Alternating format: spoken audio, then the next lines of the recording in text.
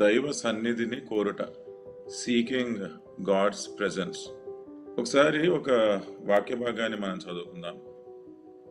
ఆదికాండము 41వ అధ్యాయం 38వ వచనం. అతడు తన సేవకులను చూచి, ఇతని వలె దేవుని ఆత్మగల మనుషుని కనుగొనగలమా?